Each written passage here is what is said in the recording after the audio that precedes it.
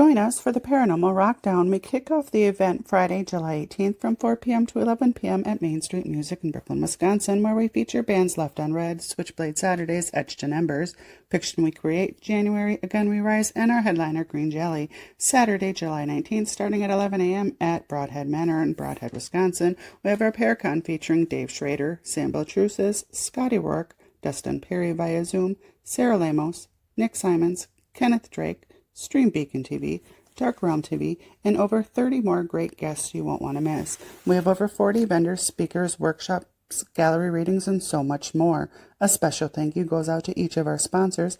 Get your tickets before they sell out at paranormalrockdown.com, and we hope to see you at the Paranormal Rockdown.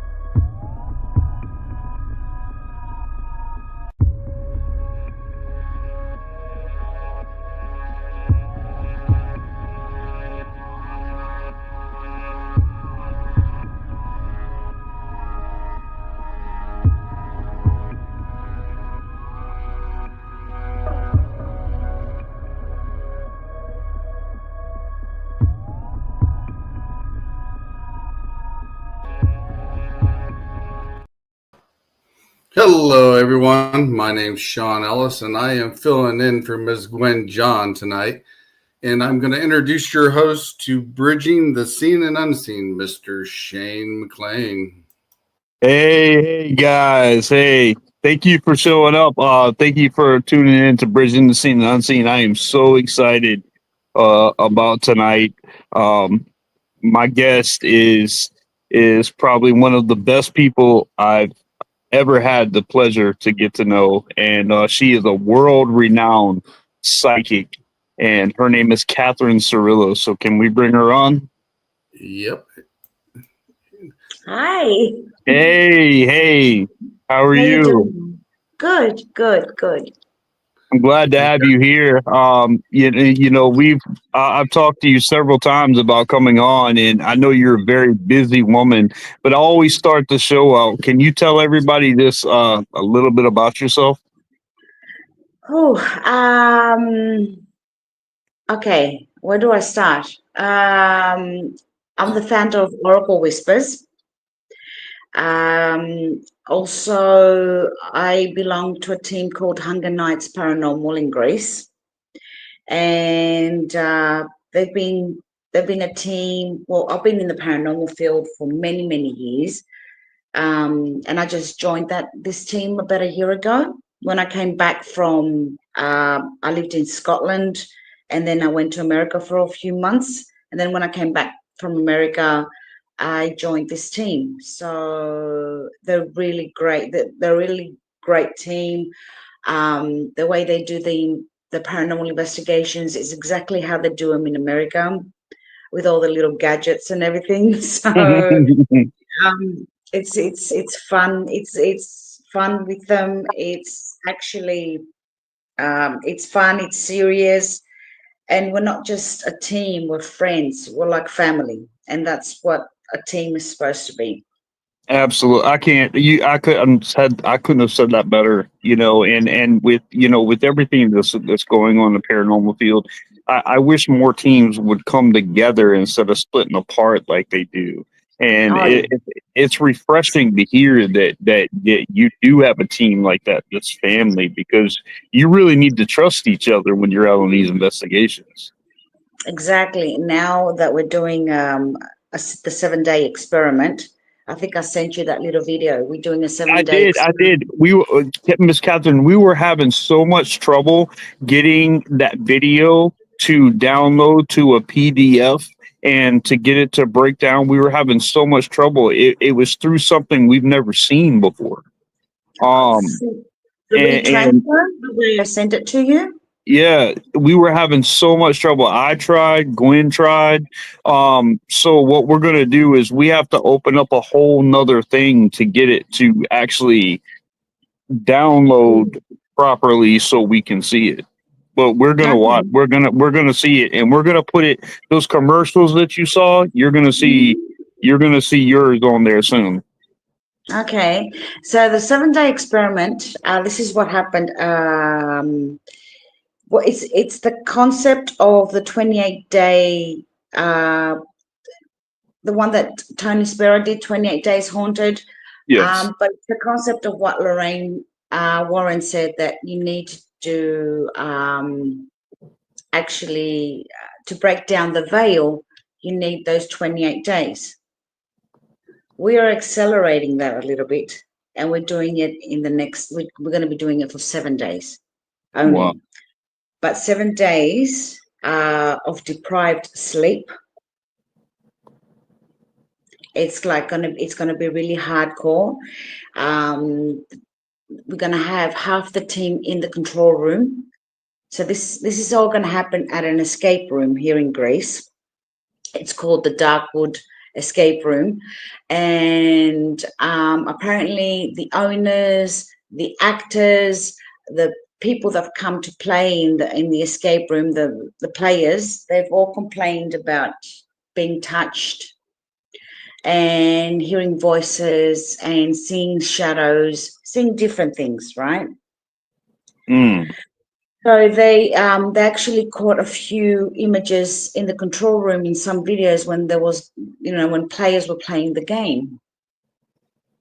So they called us for an investigation, and then our team leader, Nick, decided that we can do that 7-day experiment. And it's going to be really hardcore. Half the team is going to be in the control room. The other half is going to be investigating. I'm going to be with the team that's going to be investigating. We are going to have deprived sleep, which means that we will go hardcore for the first 3 days without sleeping, maybe a couple of hours only. And then actually try and do it for 7 days if we can do it. Wow.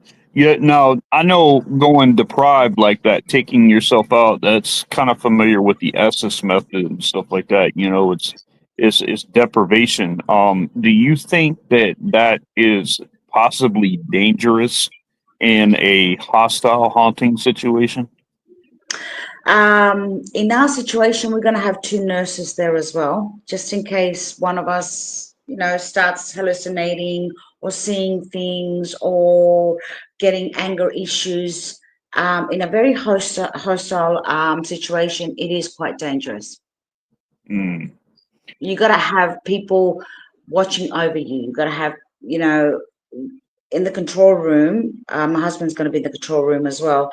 So what's going to happen if one of us starts, for instance, going psycho or hitting ourselves against the wall or screaming or hallucinating really bad or, talking to ourselves, the person is going to stop.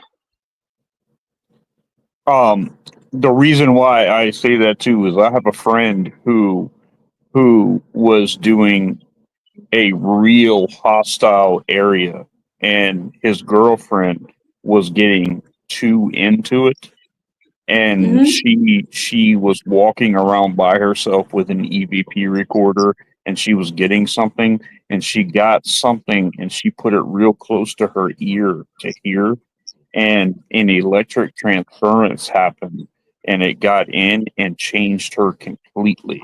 So they had to get her out because like she was screaming, her eyes changed bloodshot. I mean, it's dangerous to do that. It is, but like I said, we're going to have nurses there. We're going to have people in the control room. So as soon as one of us gets out of line, they're out of the game completely. They're out of the experiment. Okay. And that's it. So can you get possessed by something like that?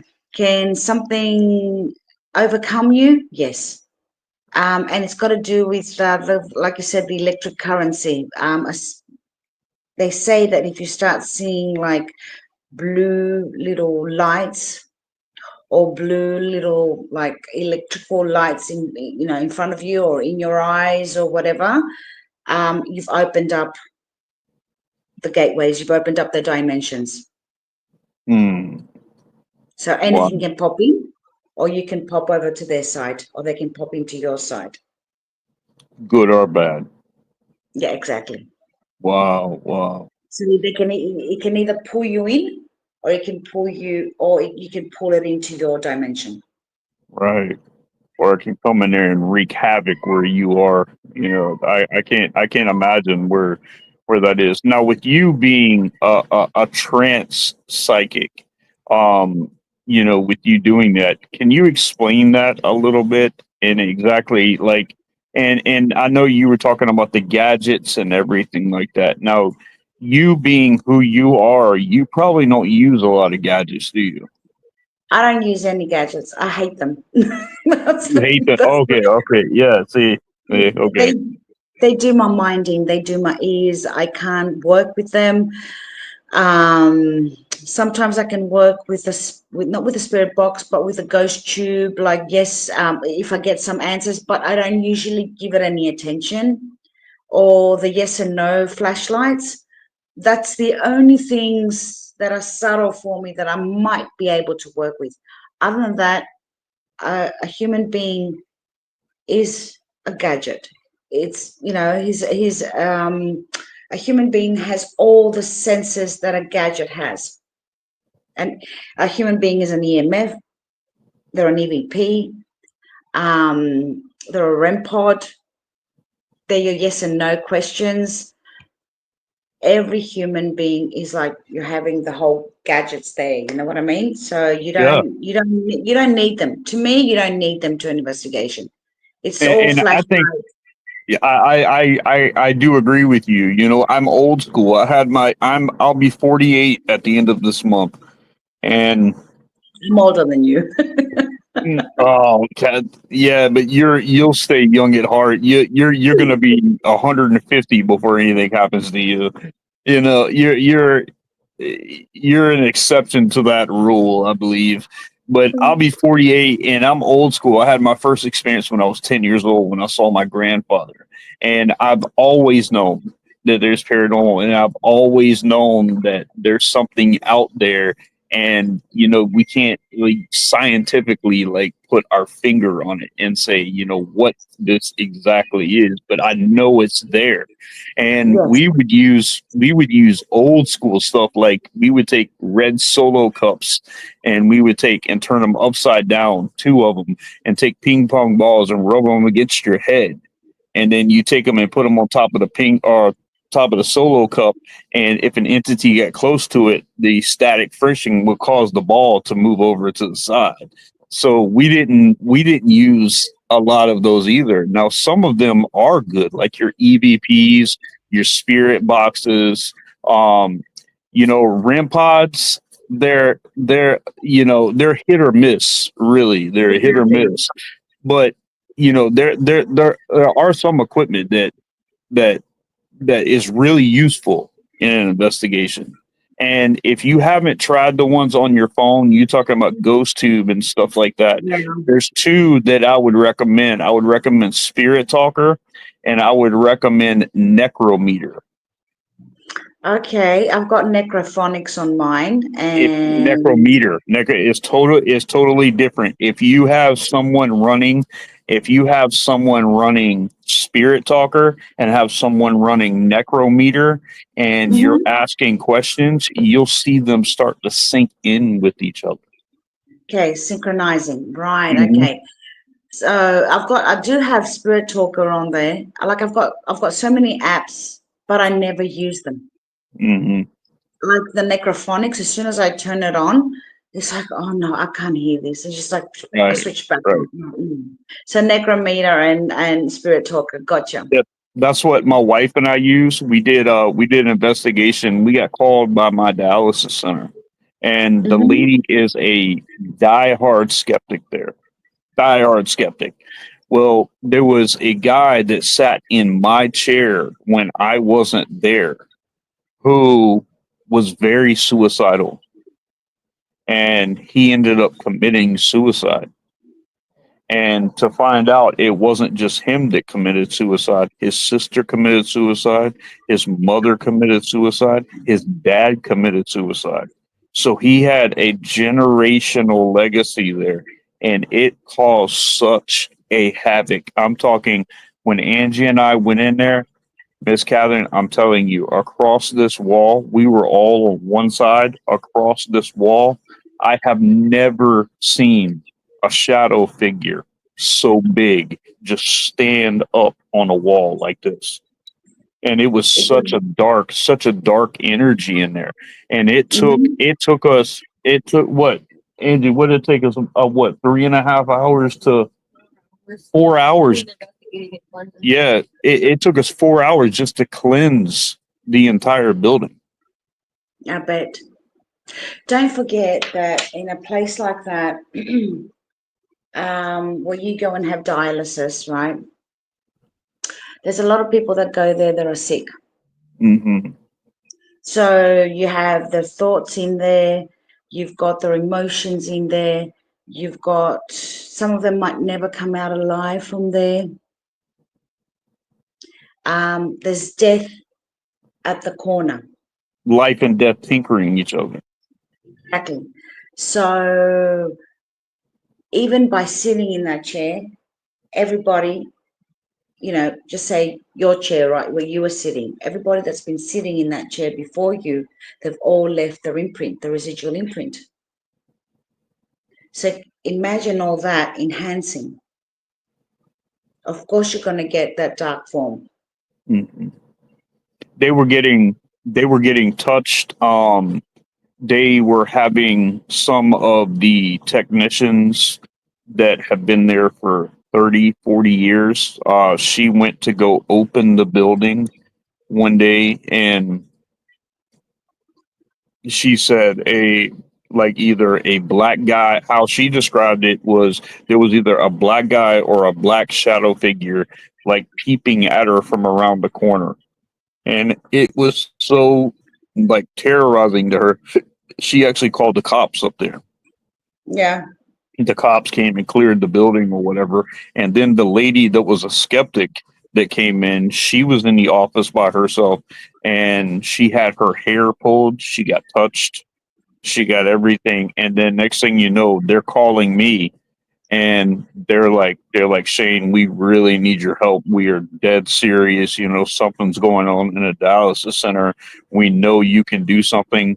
And so Angie and I, we scheduled, and we went up there, and we did a investigation, and then we did a clearing and cleansing, and they have been good ever since. Oh, good. Oh, good, good, good. Yeah. So whatever was, gathering there, you guys cleansed it.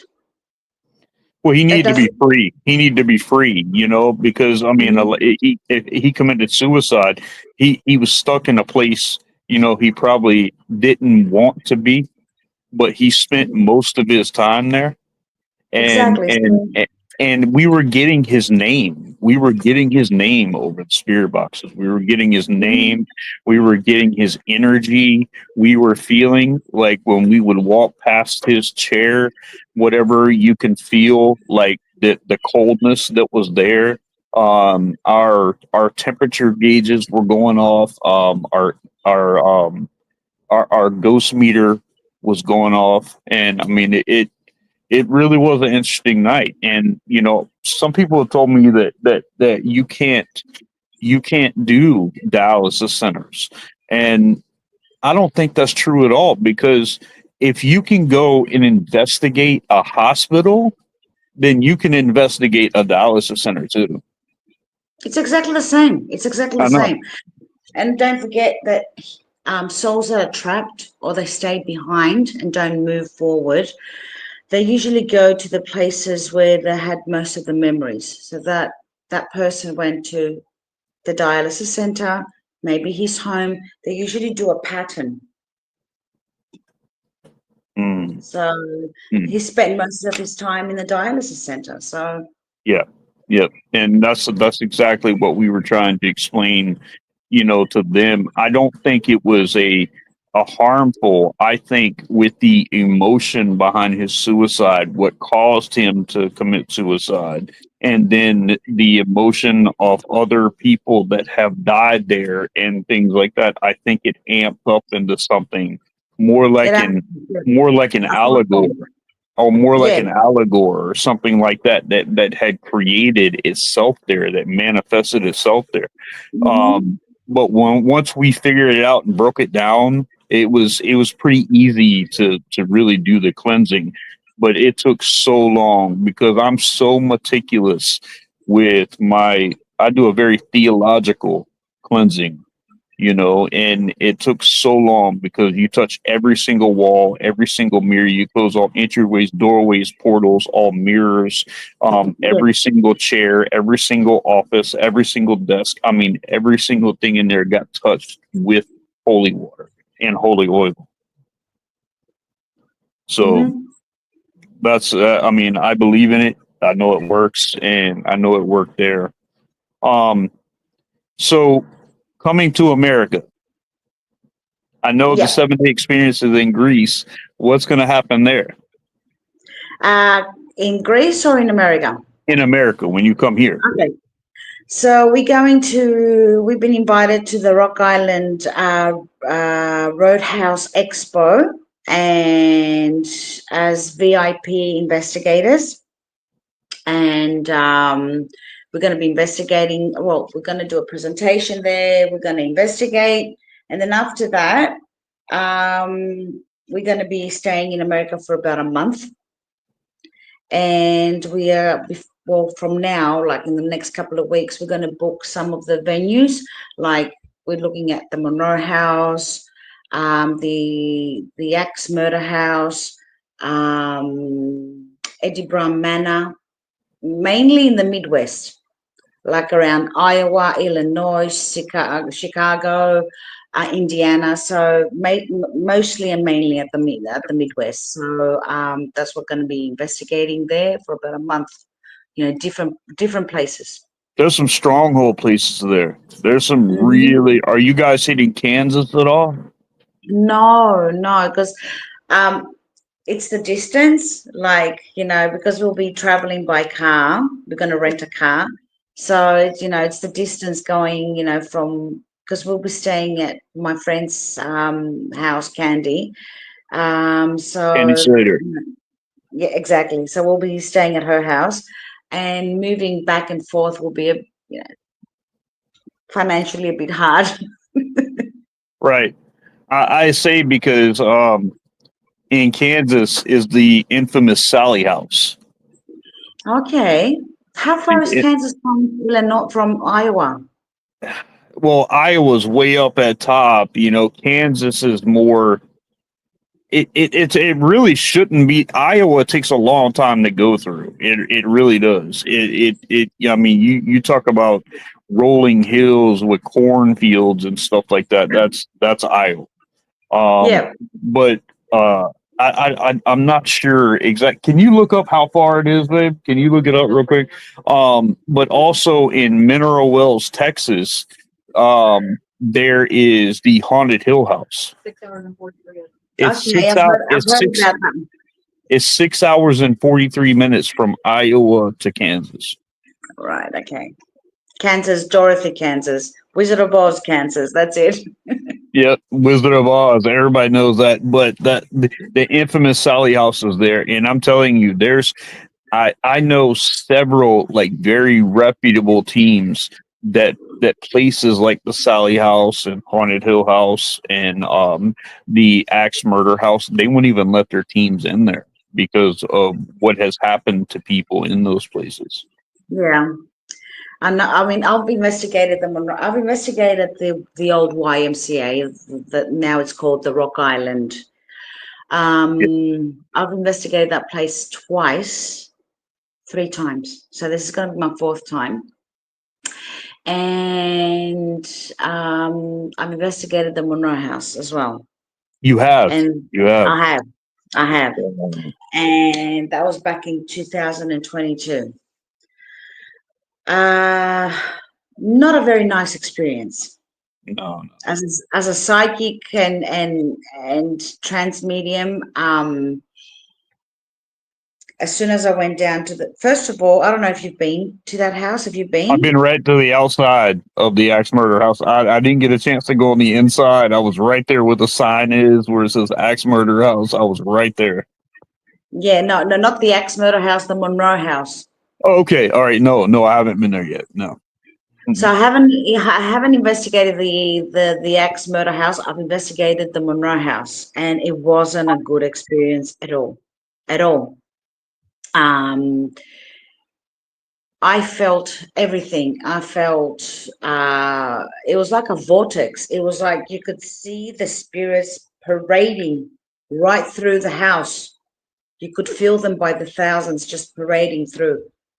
And there was a point where I was like, you could hear like the rest of the team that was there was investigating, and they were doing the Estes method. They were doing the they were doing the Estes method, I think. And you know, the one was asking the questions. One of the ladies was asking the questions. The other one was answering. So it kept on saying, "Get out of here! Get the F out of here! Go away!" And I was like, "Guys, you need to stop. We need to stop investigating. They're coming." And they wouldn't listen to me. So I sat in the staircase of the basement, and I had my flashlight right next to me. And I got into a trance mode, and I started going, "They're coming, they're coming, they're coming." And all of a sudden, my flashlight just lifted up midair and just went bang against the wall. And that's when they stopped investigating. Yeah. So it was quite... we slept there, and it wasn't like, it wasn't a good experience at all. So that's something I need to come up against again when I come back to America. Yeah, no kidding. No, I mean, those darker experiences like that. Do you and your team, have a good way of grounding and protecting and stuff like that before? Yep, I do, because I do cleansings as well, and I do protections. I usually carry my stuff with me. So as soon as we leave the premises, wherever we leave from, I do a cleansing little ritual on myself, on the team. As soon as I come home, I jump in the shower, I take off my clothes right at the door, my shoes. I don't walk in with my investigating clothes in my house. I don't bring with me whatever has left its imprint on me. So as soon as I get home, I change, I jump in the shower, I add salt and camphor oil. Do you know what camphor oil is, right? Yeah, essential oil. So a few drops of that, because what it does, it cuts off any etheric cords that might have connected you with the premises that you've been investigating. And then as soon as I come out of the shower, I grab my selenite, boom, all over me to cut any connections whatsoever. Do you get rid of the selenite, or do you keep it? I keep it because I take it out in the moonlight and I cleanse it.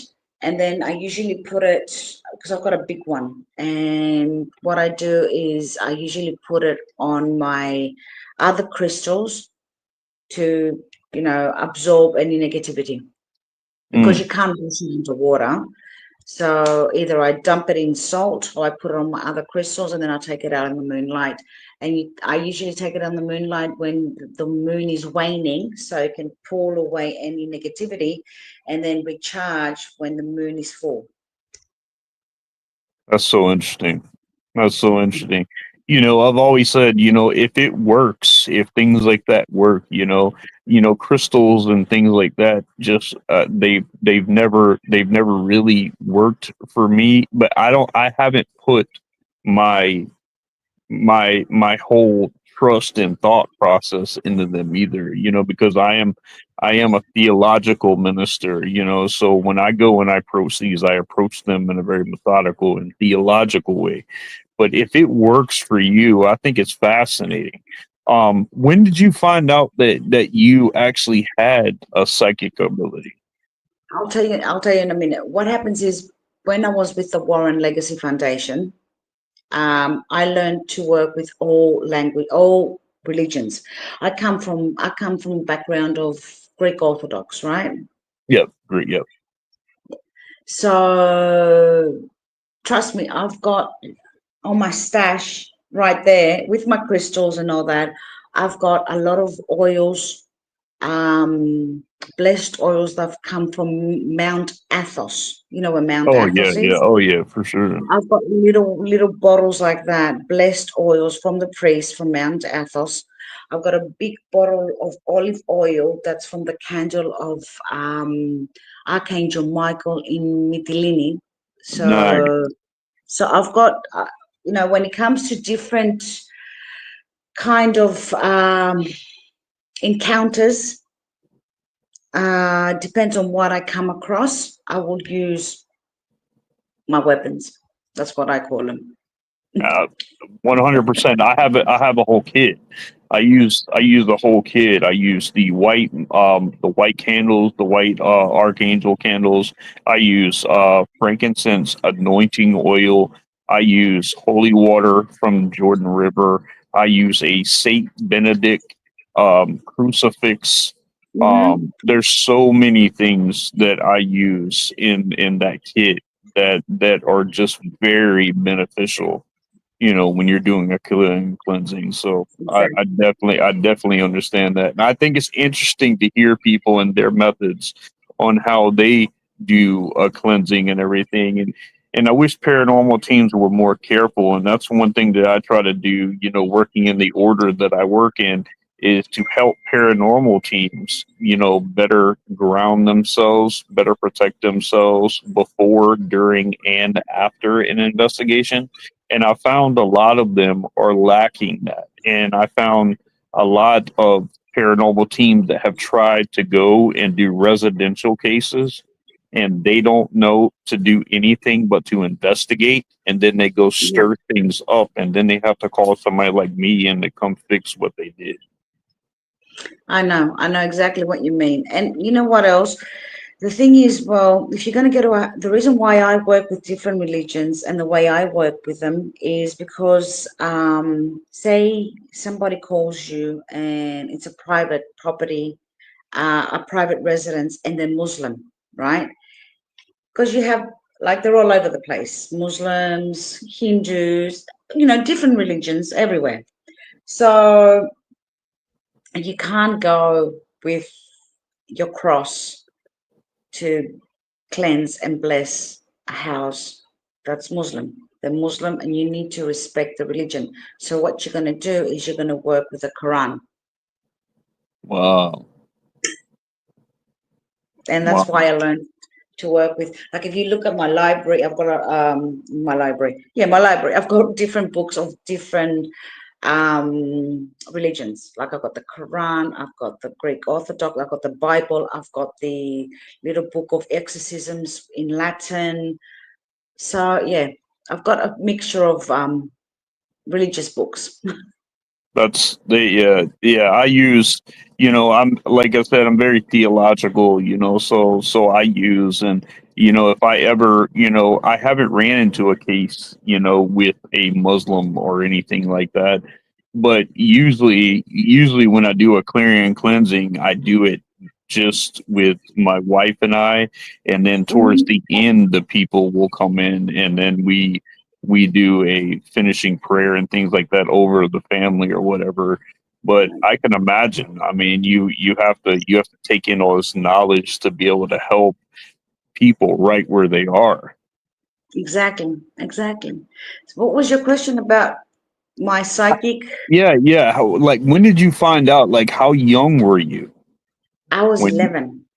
11. Wow. I was 11 years old when I started sort of seeing things, hearing things. I will come back from school and I will always feel that there was someone always following me. And I would always look behind me and there was no one there, but I could feel the presence. And, you know, being a child of 11 and back in the Generation X, so back in those days, you know, you didn't talk about these things with your parents. And so I would whistle in the middle of the road because I would be scared.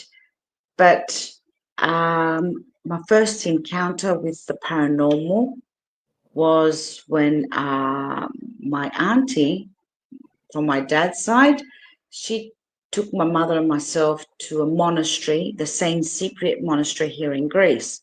And I witnessed my first exorcism. Oh, wow. And And because how old here were you 11, when you saw an exorcism? yes. The Wow. church, the Church of Saint Cypriot here in Greece, it's a monastery, and every Wednesday and Friday they perform exorcisms. So a lot of the people come who might feel that they might be possessed by magic or by curses or by demons, that will come to that monastery, and the priests every Wednesday and every Friday they will perform exorcisms. They will start with rites, reading rites and blessings, and then depends on what's happening and how the person is reacting, then they will do an exorcism. So we went to the monastery to pay our respects and light up a candle. And then there was a lot of people there. My auntie didn't know that they were doing, like, every Wednesday, a lot of the followers and the believers will come to the monastery to pay their respects, and a lot of them had issues. And then I witnessed my first exorcism there of a young girl. I still remember her hair being black in a little short bob like that with a little fringe. She must have been in her 20s. She was wearing black clothes. And she was on the floor swearing at the priest really badly.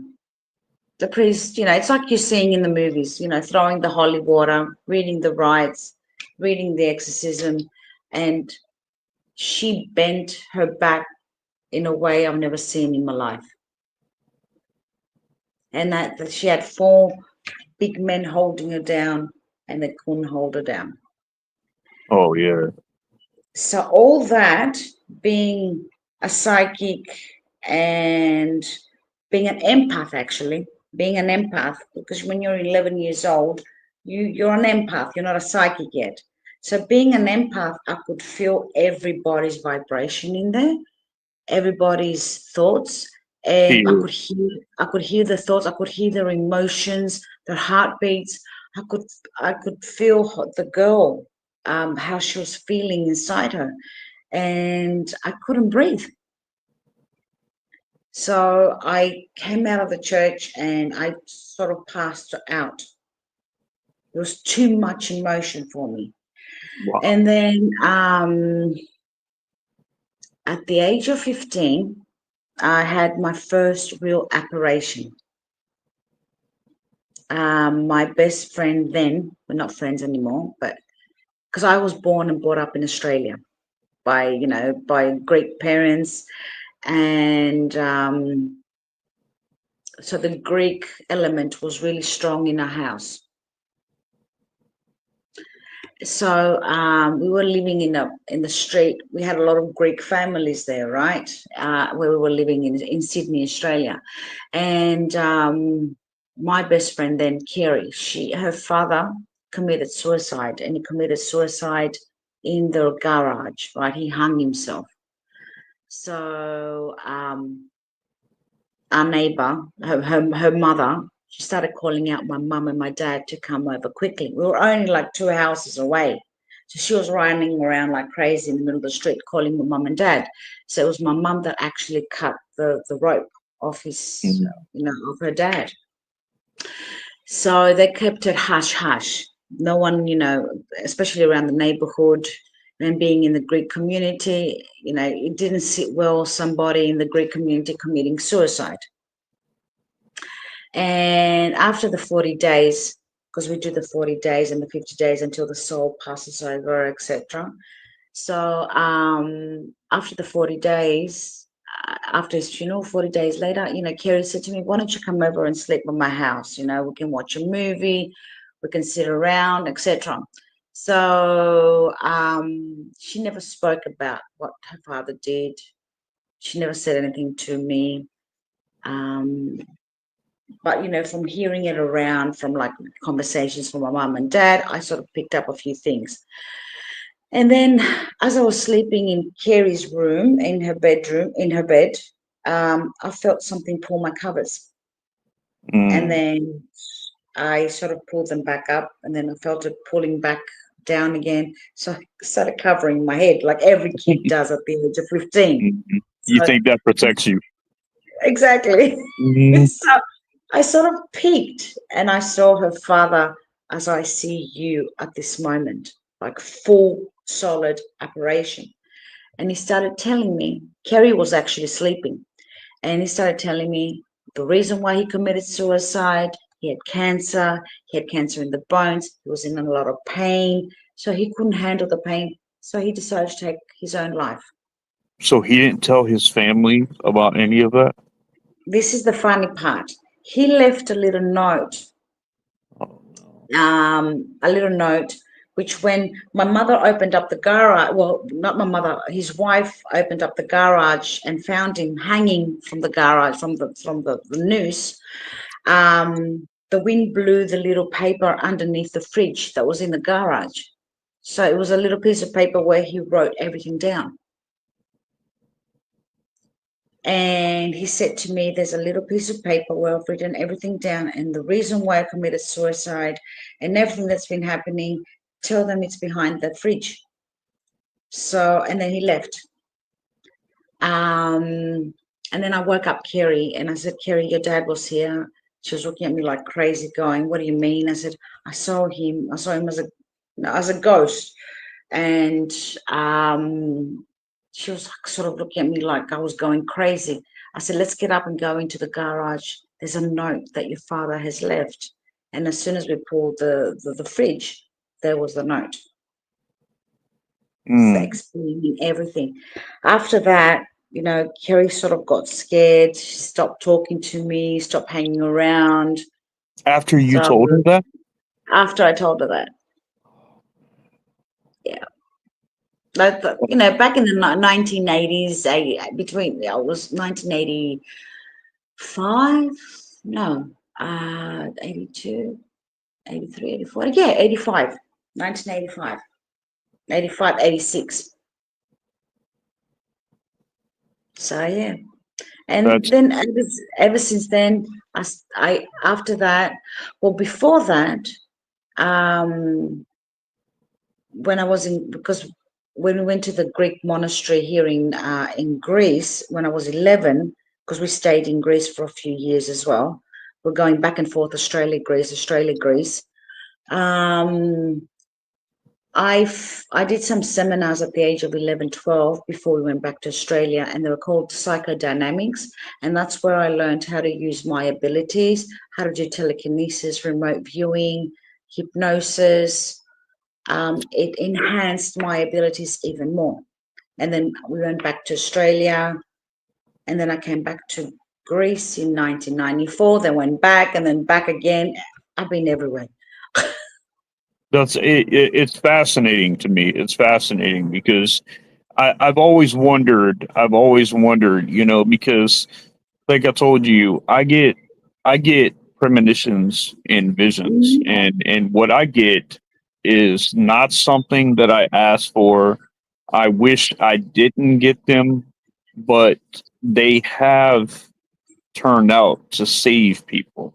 My mother was one of them. Like I said, we were at a stoplight, and I got a vision with my mom in the car. And as soon as I did, it was terrifying. And I remember coming out of it, and I said, "Mom, please don't go. Whatever you do, please don't go. Stay right here. Stay right here." And she's like, "What are you talking about?" And we were in the left-hand lane at the front of the stoplight. And the guy that was sitting next to us, I remember turning and looking at him like this. And the last thing he did was looked at us, or her, or whoever it was, looked at us. And the light turned, and a six-wheeler truck came and ran and made that left right there and T-boned the car that was right next to us, flipped the car over and pinned it up against a concrete pole and killed every single person. See, with what you do, I don't want it, Ms. Catherine. And I wish I didn't get it. I don't know how to tame it. I don't know how to control it. I don't even know what you call it. okay, I'll tell you what it is. First of all, it's part of your work. It's part of who you are.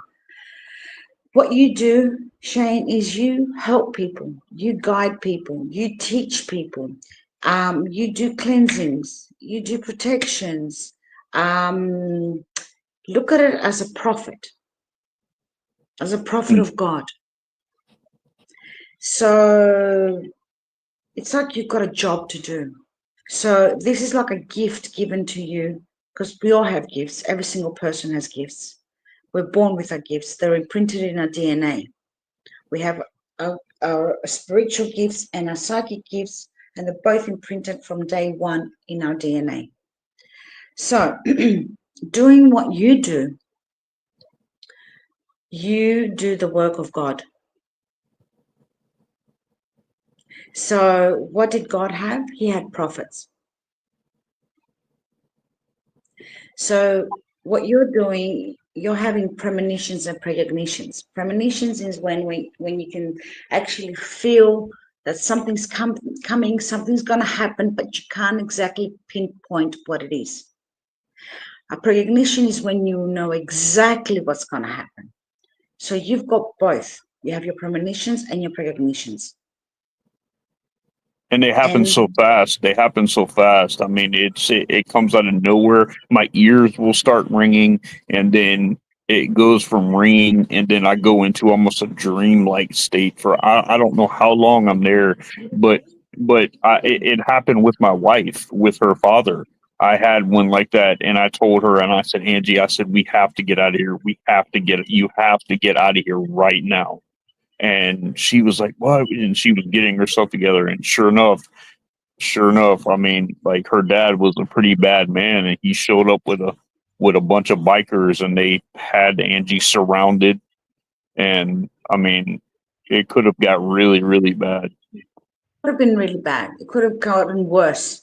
So it's like you knew what was going to happen, and you took her out of that situation, and that's going to help you in the future, because when you're going to come across something really big is coming. Something's coming really big until 2030. That's going to change our world around. And people like you are going to be needed out there to warn situations. Well, I don't ever know when it's coming. How can I like it comes out of nowhere? Okay, it will always come out of you. This is something you can't tame. Premonitions and precognitions is something that you can't tame. They will either come through your dream state. They will come by you just sitting there and going into a trance state. So what you do is you need to have a little journal, and you need to start writing down. Even if you go into a trance, even if you wake up from a dream, you need to write down exactly what date it happened, that you saw the phenomena, or you saw the premonition, the time, and the symbolism. And even if it doesn't make sense, you need to write down exactly what you saw, because looking back at it, it will make perfect sense. So you can't control. Okay, I get into trance. I'm a channeler. Okay, I do channeling and I do trance, and I can channel I mean, if you remember, Larissa had me on her house many times as remote viewing and channeling as well. So I can control my channeling and I can control my remote viewing and my trance state. It took a while to learn how to do that, but I've gotten to the point where I can switch it on and I can switch it off. With you being who you are and prophesizing things, you can't control that. It will come when it wants to, and it will give you the answers that you need. Why is it always bad? Because why is it always bad? Look at all the prophets. I know they're never wanted in their hometown. They're never wanted.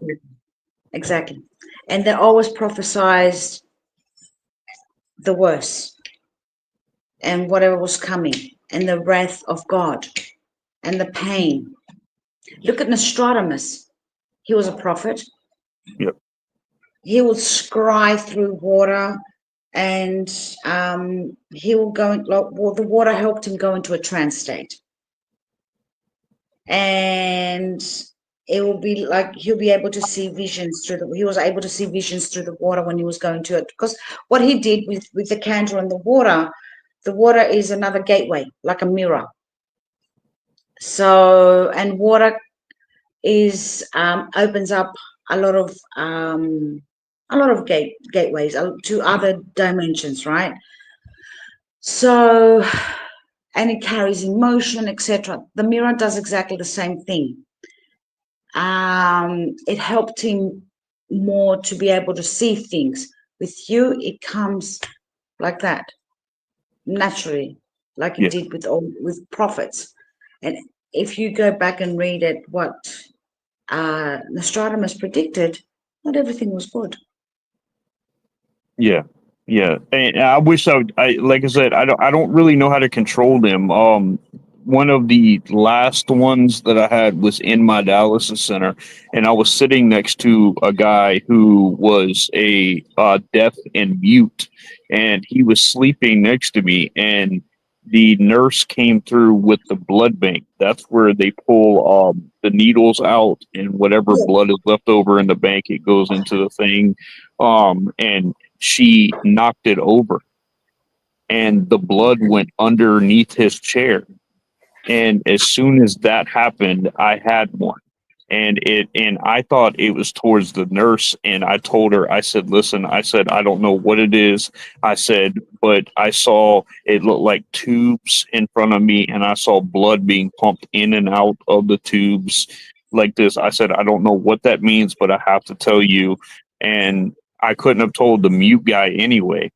But that night, after the blood went in his chair, the mute guy went home and he died in his sleep.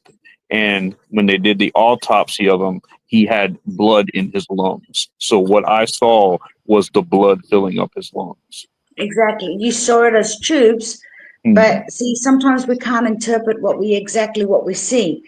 But you saw it in tubes going up and down, so it was going back and forth in his lungs. So it freaked me out. It really did freak me out. I just popped in, Shane. You're about 5 minutes to the top of the hour, so just to let you know. Okay. All right. See, I can talk to you, Miss Kathrine, for forever. Can you just tell everybody how to get a hold of you and how they can find you? They can find me through Facebook as Kathrine Sorilos, as my name is written right there. Same as in Instagram, on TikTok, and YouTube as well. That's amazing, and I can't thank you enough for doing this interview with me, this show. It's been amazing, and I mean, I can talk to you. Matter of fact, if you stay on after, I'd like to talk to you after the show a little bit. My wife would like to ask you a few questions also. No worries. it has been an absolute pleasure having you, and I hope your time in America is all that you hope it will be, and I know that you've got some great work to do, and I cannot wait to hear, the results and things that you get from what you're doing. Well, maybe while I'm there, we might meet halfway somewhere. I would love that. I would love to absolutely meet you. Like I said, I'm near Savannah area, and I would love to meet you. You're such a positive and just inspirative person, and I really admire you, and I think the world is better off with people like Kathrine Sorilos. Oh, thank you. Yes, I think ma'am. I read No, Thanks. no, and I think it is, and I thank you for being on my show. And I think what I'd like to do is, if it's okay with you, I'd like to have possibly a round two in the Yep, future. anytime, We come on anytime. because we've only really scratched the surface on some of the things that I'd like to talk about with you. Um, but I can't wait to do a round two with you, and I thank you so much for being on our show. Thank you. It was my pleasure actually being on your show. Thank you All very much. all right. What we're going to do is he'll take you and he'll put you backstage. Just stay backstage, and then I'll close out the show, and then I'll talk to you right after. Okay. No worries. Thank All you. right, Miss Gavin. Thank you very Bye. much, Another great guys. show, Shane. She's such a fantastic person. I've known her for a couple of years now, and I'm telling you, Kathrine is probably one of the most heartfelt people that you'll ever meet, and she is a world renowned psychic. So I mean, like I said, she's a trance psychic, and she has done cold cases. She's done so many things to really help people, and I think that's what it's about. And I really look forward to having her again. And but I want to thank you all for tuning in. I hope you enjoyed this show. I'm gonna go into the hospital this coming week to have another go at this operation to see if I can get everything fixed with my dialysis. So y'all keep me in your thoughts and your prayers. But thank you guys for tuning in, and just know I love you all and I appreciate each and every one of you. You guys stay safe, be blessed always, and stay spooky, people. Peace.